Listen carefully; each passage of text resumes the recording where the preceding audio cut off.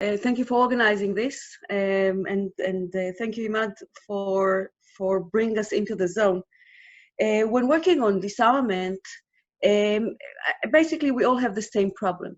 We're dealing with 9 nuclear armed states, 9 nuclear armed states that have no inclination of giving up their nuclear weapons.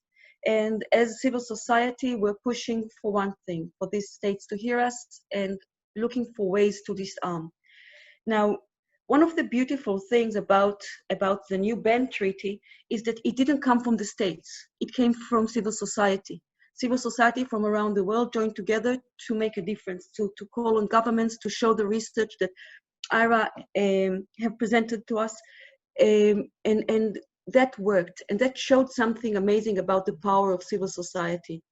Now, when we're looking at one of our major next steps is once we have the treaty signed and ratified by 50 states, and these states, and the treaty is becoming a reality, we still need to go after these 9 nuclear armed states.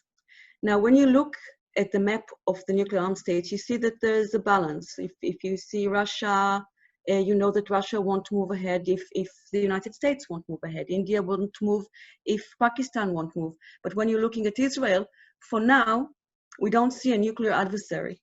But we do see a regional, I'll be less than diplomatic and say a regional mess. And one thing that we heard a lot was that it is impossible to even write a treaty that combines not just all these states that don't speak to each other, but a treaty that asks for weapons of mass destruction, meaning not just nuclear, but also chemical and biological.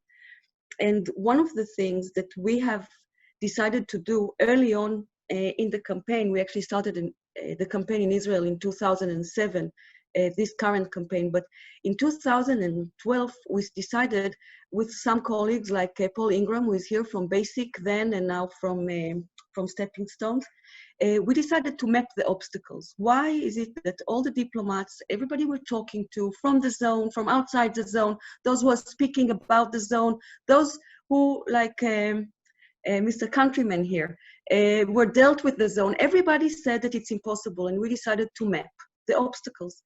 And when we mapped the obstacles with a series of roundtables and personal meetings and secret meetings, we realized that most of the obstacles were, if we try to divide them, we could put most of them under the column of lack of belief and lack of goodwill. Meaning, as long as people believe that it's impossible, they'll continue to talk about it as impossibility. And one also sad thing is that most players at some point or in some way thought that it's much more comfortable to keep things as they are. And there can be an hour and a half just on those obstacles and how we map them and why we have come to believe that it's just lack of goodwill and lack of belief.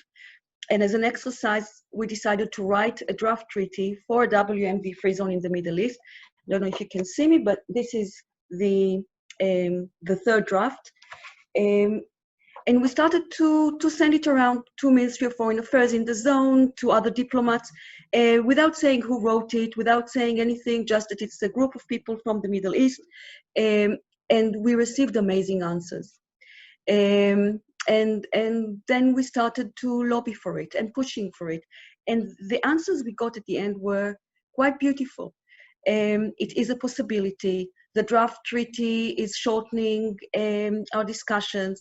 And one of the, well, we can't say that it's one of the results of this draft treaty, but one of the reasons that we were invited to join the November conference on the zone was because we came as civil society with practical steps forward and an open invitation in the last 3 years for a series of roundtables, track 2, track 1.5 roundtables with sometimes the same people that are sitting at the UN rooms or at Glion where there were other meetings, same people to work on this draft treaty and make it better.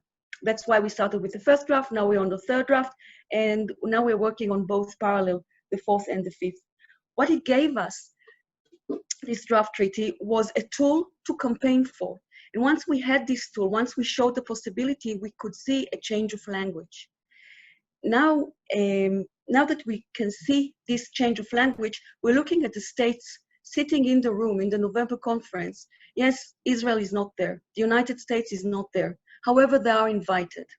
And one of the ways to invite a state like Israel is to promise decision-making by consensus, meaning no decision can go by majority of states that are opposing Israel, leaving Israel standing alone. An invitation like this means that Israel can do either stuck all the whole conversation by vetoing or voting against decisions, or getting into the conversation.